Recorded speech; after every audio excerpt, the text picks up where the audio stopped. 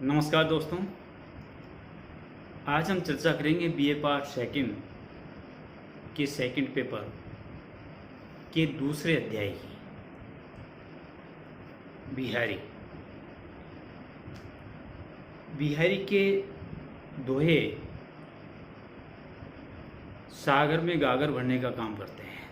छोटे छोटे छोटे दोहों में बहुत बड़ी बात बिहारी ने कही है।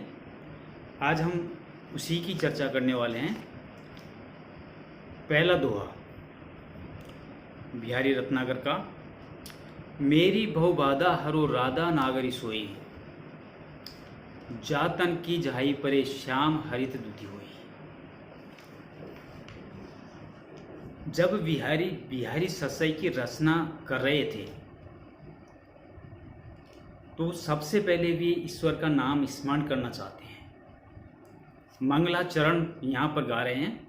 राधा और कृष्ण की महिमा का बखान वे अपनी इन चंद पंक्तियों के माध्यम से कर रहे हैं।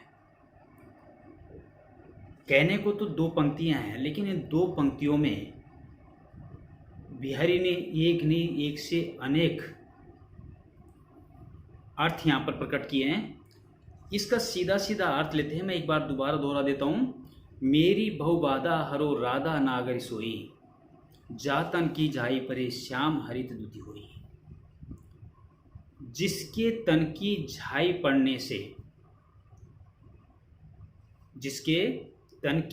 पड़ने से श्याम हरित दुति हो जाता है। राधा नागरी सोई, ये वही राधा नागरी है जो मेरी बहुबाधा हरो, तुम मेरे सांसारिक क्लेशों को मिटाओ, दूर करो। ये इसका सीधा सीधा अर्थ है। अब इसमें जो इससे अलग अर्थ निकल कर के आ रहे हैं। पहला, दूसरी पंक्ति को पहले लेते हैं। जातन की जहाई परे श्याम हरित दुति हुई, कि ये वही राधा नागरी है जिसके तन की परछाई अर्थात आभा पड़ने से श्याम वर्ण वाले श्री कृष्णचंद्र हरे रंग की दूती वाले हो जाते हैं। ऐसी राधा मेरी सांसारिक बाधाओं को नष्ट करो। दोस्तों, यहाँ पर राधा जी की गुराई का वर्णन किया है, उसके गोर वर्ण का वर्णन किया गया है, जो सुनहरा रंग है। ये वैज्ञानिक तथ्य भी है कि जब सुनहरा रंग, पीला रंग और नीला रंग दोनों को मिलाया जाता है तो नीला रंग, जो सुनहरा रंग है, गोरा रंग, पीला रंग और काले रंग जो भगवान श्री कृष्ण का है, उन दोनों को मिलाया जाता है तो हरा रंग उत्पन्न हो जाता है। ये वैज्ञानिक तथ्य है। ये लोक प्रसिद्ध भी है। अतः ये कवि ये यहाँ पर ये कहना चाहता है कि जिस राधा के शरीर की परछाई पड़ने से भगवान श्री कृष्ण का रंग हरा हो जाता है, ऐसी राधा मेरी सांसारिक बाधाओं को दूर करो। यहाँ जो हरा का मतलब है प्रसन्न चित्त। जिस राधा को देख करके भगवान श्री कृष्ण मनमोहित हो जाते हैं, प्रसन्न चित्त हो जाते हैं, भगवान श्री कृष्ण की हर कठिनाई और क्लेश या कष्ट दूर हो जाते हैं, ऐसी चतुर नायिका राधा मेरी सांसारिक बाधाओं को दूर करो। ये मंगलाचरण है बिहारी ससाई का पहला दोहा। अब इसका दूसरा अर्थ निकल करके क्या आता है कि ये वही राधा नागरी है जिसके शरीर का ध्यान पड़ने से, जातन की झाई परे, जिसके शरीर का या जिसके रूप का ध्यान पड़ने से भक्त के हृदय में काले रंग वाला अर्थात कल्मश है, पाप है या पातक है, जो बुरे विचार है, जिसके ध्यान पड़ने मात्र से भक्त के हृदय में काले रंग वाला बुरे विचार ध्यान पड़ने मात्र से नष्ट हो जाते हैं। अर्थात वो विचार अपने दुखद प्रभाव को छोड़ जाते हैं। ऐसी राधा मेरी भवबाधा, मेरे सांसारिक दुख, दरिद्रता, चिंता आदि को नष्ट करें। तो एक जगह तो जिसका स्मरण मात्र करने से भगवान श्री कृष्ण प्रसन्नचित हो जाते हैं, एक अर्थ वो निकल करके आता है। दूसरा निकल करके आता है कि जिसके रूप का, जिसके स्वरूप का ध्यान मात्र करने से भक्त के हृदय की कल्मशता, बुरे भाव, बुरे विचार हमेशा हमेशा के लिए नष्ट हो जाते हैं। ऐसी चतुर राधा, ऐसी रूपमती राधा मेरे सांसारिक क्लेशों को, कष्टों को दूर करे। तीसरा अर्थ इसका जो निकल करके आता है कि ये वही राधा नागरी है जिसके शरीर की झलक या झांकी आंखों में पड़ने से श्री कृष्ण हरे भरे अर्थात प्रसन्न वदन हो जाते हैं। मेरी भवबाधा हर। पहला जो अर्थ है वो वैज्ञानिक रूप है कि जब पीला रंग और काले रंग को मिलाया जाता है तो हरा रंग बन जाता है। दूसरा जो अर्थ है वो ये है कि जिसके तन की, जिसके शरीर की झांकी, परछाई मात्र पड़ने से, झलक मात्र पड़ने से श्री कृष्ण प्रसन्नचित आनंदित हो जाते हैं। ऐसी राधा मेरे मन के भावों, मेरे दुखों को, मेरे कष्ट को, मेरे क्लेशों को नष्ट करें, दूर करें। और तीसरा अर्थ जो मैंने इसका बताया कि भक्तगण उस चतुर राधा का ध्यान करने मात्र से उनके हृदय के अंदर व्याप्त जो बुराई है वो बुराई हमेशा हमेशा के लिए नष्ट हो जाती है। ऐसी राधा मेरे सांसारिक क्लेशों, मेरे दुखों को नष्ट करें। दूसरा दोहा हम लेते हैं बिहारी का। तज तीरथ हरि राधिका तन दूति कर अनुराग। तज तीरथ हरि राधिका तन दूति करि अनुराग। जिहि बरस केल निकुंज मग पग पग होत प्रयाग। यहाँ पर भक्त बिहारी राधा और श्री कृष्ण के लिए कह रहे हैं कि तू तीर्थों को छोड़कर, तज तीरथ, तू तीर्थों को छोड़कर हरि राधिका तन दूति कर अनुराग, श्री कृष्णचंद्र और राधिका जी के तन दूति, शरीर की कांति में अपना अनुराग कर, अर्थात अपना ध्यान लगा, जिससे जिहि ब्रज केल निकुंज मग, जिससे जिस अनुराग को लगाने से भक्त के हृदय में श्री राधिका और श्री कृष्ण का ध्यान मात्र आने से ब्रज के बिहार निकुंजों के मार्ग पर पग पग पर होत प्रयाग, तीर्थराज हो जाता है, प्रकट हो जाता है। अर्थात जिन श्री कृष्ण और राधा के नाम मात्र जपने से, लेने मात्र से जिन भक्तों का हृदय पवित्र हो जाता है, उन्हें किसी तीर्थ स्थान पर जाने की आवश्यकता नहीं है। वो उन्हीं के नामों के अंदर वह तीर्थ बसा हुआ है। यहां पर राधा गौर वर्ण की है और श्री कृष्ण श्याम वर्ण के हैं। तो कवि ये कहना चाहता है, बिहारी ये कहना चाहता है कि गौर वर्ण की राधा होने के कारण यहाँ गंगा उपस्थित है, श्याम वर्ण के श्री कृष्ण होने के कारण यहाँ पर यमुना उपस्थित है, और जब गंगा और यमुना से अनुराग करने के कारण और उससे अनुराग से जब भक्त के हृदय में ज्ञान की प्राप्ति होती है तो सरस्वती अपने आप उत्पन्न हो जाती है। और जहाँ पर गंगा यमुना और सरस्वती का मिलन स्थल है, मिलन स्थल कहाँ है? जी ही ब्रज केल निकुंज मग, जिन ब्रज की कुंज गलियों में राधा और श्री कृष्ण ने रास लीलाएं रचाई हैं, गंगा और यमुना का मिलन स्थल वो कुंज गलियां हैं। तो जब गंगा और यमुना भगवान श्री कृष्ण और राधा का नाम भक्त अपने मन से लेगा तो ज्ञान की गंगा बहेगी, ज्ञान की नदियां बहेंगी, तो सरस्वती उत्पन्न होगी। और उससे गंगा यमुना और सरस्वती जब तीनों सामने होगी तो स्थल अपने आप ही प्रयाग हो जाएगा।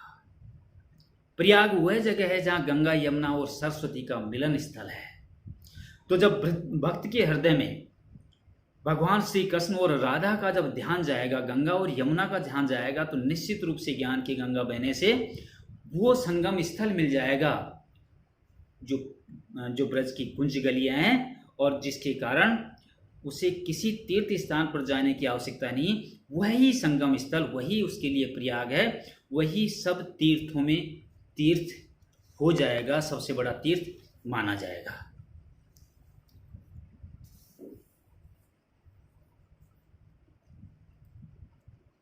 ये इनके बाद में हम चर्चा करते हैं बिहारी के तीसरे दोहे की। नाची अचानक ही उठे बिन पावस मनमोर, नाच अचानक ही उठे बिन पावस मनमोर, जानत हो नंदित करी ये तिसी नंद किशोर। एक नायिका अपने सखी को विरह विकल देख करके, व्याकुल देख करके, उसके जी को बहलाने के लिए वह वन में ले जाना चाहती है, और उसकी ये आशा भी है कि कदाचित श्री कृष्ण से उनकी भेंट हो जाए। परंतु इस बात का उसे दृढ़ विश्वास नहीं है कि श्री कृष्ण उन्हें मिल ही जाएंगे। लेकिन वह फिर भी ऐसा एक अनुमान, एक ऐसा परिदृश्य पैदा करती है कि उस परिदृश्य में नायिका की सखी को यह आभास भी नहीं हो कि उसकी सखी झूठ बोल रही है, और जब उसे सच्चाई का पता भी लगे तो दोष किसी और को लगे। तो ये प्रसंग यहाँ पर बिहारी के द्वारा उत्पन्न किया गया है। मैं दोबारा दोनों पंक्तियों को पढ़ देता हूँ, फिर उसका अनुवाद करेंगे। नाच अचानक ही उठे बिन पावस वन मोर, जानत हो नंदित करी ये दिशि नंद किशोर। कि हे सखी, एक सखी अपनी विरह व्याकुल सहेली को, सखी को, नायिका को कह रही है कि ये सखी, आज मैं जब यहाँ आ रही थी तो इस पास वाले वन में नाच अचानक ही उठे बिन पावस मन मोर, पावस कहते हैं वर्षा ऋतु, कि इस पास वाले वन में बिना वर्षा के अचानक ही मोर नृत्य कर रहे थे, मोर नाच रहे थे, जिससे जानती हो नंदित करी यह दिशि नंद किशोर। जिसे ये अनुमान वो सखी लगाती है, अपनी नायिका से कहती है कि इसे ये अनुमान होता है कि घनश्याम स्वरूप नंद किशोर ने यह दिशा आनंदित की है, अर्थात इस दिशा को आनंदित करने के पीछे वह स्वयं वहाँ पर उपस्थित हैं, और उनके उपस्थित होने के कारण वहाँ पर वन के मोर नृत्य कर रहे हैं, ऐसा वो अपनी सखी को कहती है, जिसके कारण उस सखी के मन की पीड़ा कम हो सके और वो प्रसन्न होकर के उस जगह पर, जिस वन पे वो ले जाना चाहती है, उस जगह पे वो जा सके। अगले दोहे पर आते हैं। कहत नटत रीजत खिजत मिलत खिलत लजियात भरे भौन में करत है नैनन हो से बात। यहां पर एक प्रसंग बिहारी उत्पन्न करता है एक नायक और नायिका का, और वो नायक नायिका अपने अभिष्ट जनों के सामने वे एक दूसरे से नैने ही नैनों में बात करते हैं। नायक नायिका को देखता है, नायिका प्रतिक्रिया करती है, उस प्रतिक्रिया के स्वरूप नायक रीझता है, नायिका गुस्सा करती है और फिर गुस्सा छोड़ करके मिलती है, नैन मिलते हैं और फिर दोनों प्रसन्न हो जाते हैं। किस प्रकार का प्रसंग जोड़ा है, मैं दोबारा पंक्तियां उद्धृत करूंगा। कहत नटत रीजत खिजत मिलत खिलत लजियात भरे भौन में करत है नैना मुंह से बात। देखो कैसी चतुराई से दोनों गुरुजनों से भरे हुए भवन में आंखों ही आंखों में अपने सभी अभिष्टों के सामने, अपने सभी अपनों के सामने कैसे बात कर लेते हैं। जो उनका अभिप्राय एक दूसरे को समझ में भी आ जाता है लेकिन बताते नहीं है, पता नहीं चलता है। कभी कुछ कहते हैं, कभी कोई नटता है, मना करता है, निषेध करता है, कभी रीझते हैं, कभी खींचते हैं, कभी मिल जाते हैं और मिलकर के खिलते हैं और फिर लजा जाते हैं। अब इसके मतलब पर आते हैं। नायिका से नायक कुछ कहता है, कहत कुछ क्या कहता है कि उसके लिए, रति के लिए प्रार्थना करता है, प्रेम के लिए, अनुराग के लिए प्रार्थना करता है, जिस पर नटत नायिका मन में आवे मूड हिलाए वाली बात। नायिका की इच्छा तो है लेकिन नटती है, मन की बातों को जाहिर नहीं करती, एक बनावटी मना करना, निषेध करती है। रीजत नायक नायिका के निषेध करने के तरीके को देखकर उस पर रीझ जाता है, खुश हो जाता है, जिस पर खिजत नायिका उसके रीझने की चेष्टा पर बनावटी खींचती है, नाराज होती है, क्रोधित होती है, गुस्से में होती है। और फिर मिलत, फिर दोनों का मेल हो जाता है, दोनों की आंखें मिलती हैं, जिस पर खिलत, जिस पर नायक नायिका के चटपट खींच छोड़ देने पर दोनों हंस देते हैं, मुस्कुरा देते हैं। लजियात, और नायिका नायक को देख करके हंस देती है और हंस करके लजा करके शर्मा जाती है। भरे भवन में करत है नैना नो से बात। इस प्रकार पूरा भवन भरा हुआ है और उस पूरे भवन में नायक और नायिका नैनों से, आंखों ही आंखों में वार्ता करते हैं, एक दूसरे के भावों को किस तरह वो समझते हैं और किस तरह दोनों के भावों को समझ करके कभी खींचते हैं, कभी रीझते हैं, कभी मिलते हैं, कभी प्रसन्न हो जाते हैं और कभी लजा जाते हैं। तो कितना, इसको कहते हैं गागर में सागर। एक दो पंक्तियों में किस तरह बिहारी ने इतनी बड़ी बात कह दी, जो दो पंक्तियों में कहना हर किसी के लिए सहज नहीं है। अगले दोहे के ऊपर चलते हैं। नेहुन नैनन कोजन उपजे बड़ी बलाए, नीर भरे नित प्रति रहे तव न प्यास बुझाए।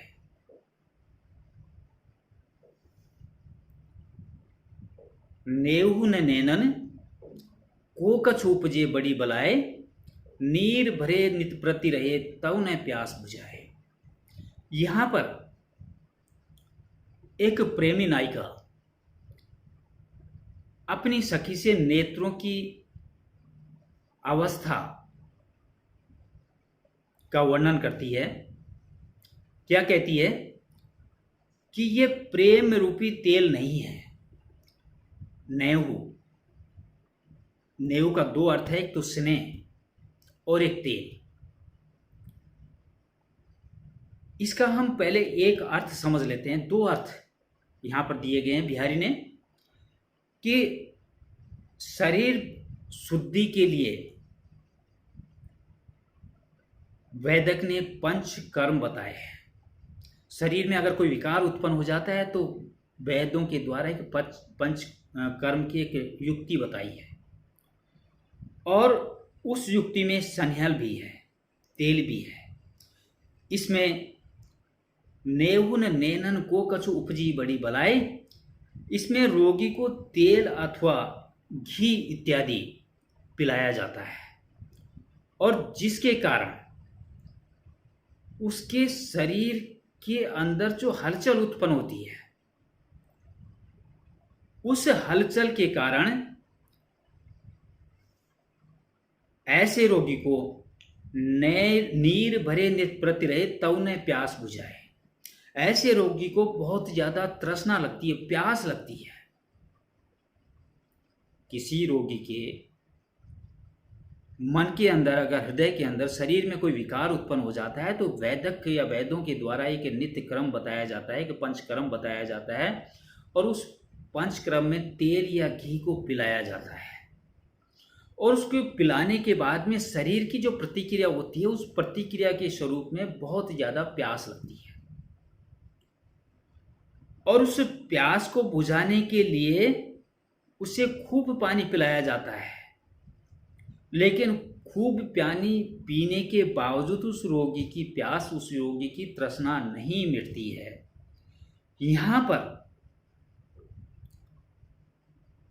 नायिका के नेत्रों की भी यही स्थिति हो रही है। अब इसका मुख्य और दूसरा अर्थ लेते हैं। नेहुन नैनन को कछु उपजी बड़ी बलाए।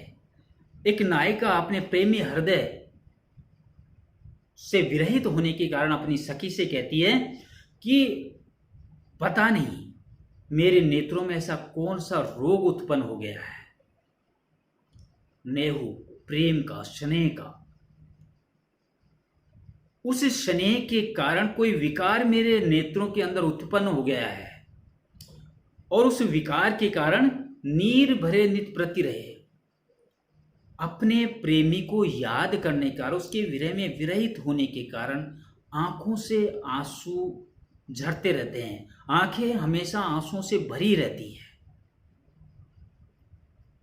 लेकिन नीर भरे नित प्रति रहे तव न प्यास बुझाए। आंखों में आंसू भरे होने के कारण या नेत्रों से आंसू झरने के बावजूद उन नेत्रों की प्यास मिटती ही नहीं है। ऐसा कोई रोग, अपनी सखी से कहती है कि ऐसा रोग, कोई रोग मेरी आंखों को हो गया है कि ये हमेशा आंखों से भरी होने के बावजूद भी प्यासी है। अर्थात एक नायिका अपने प्रियतम को बहुत ज्यादा प्रेम करती है, और उसको देखने के लिए उसका हृदय विरहित है, लालायित है अपने प्रेमी को देखने के लिए, और उनकी यादों में उसकी आंखें हमेशा झरती रहती है, उनकी आंखों में आंसू भरे रहते हैं, और एक तृष्णा है कि प्यास है अपने प्रेमी को देखने की। उन आंखों में आंखें भरी होने के कारण भी वो प्यासी है। तो यहाँ पर दो अर्थ यहाँ पर बिहारी ने इस दोहे के माध्यम से बताए हैं। अब मैं अपनी वाणी को यहीं विराम देता हूँ। नमस्कार।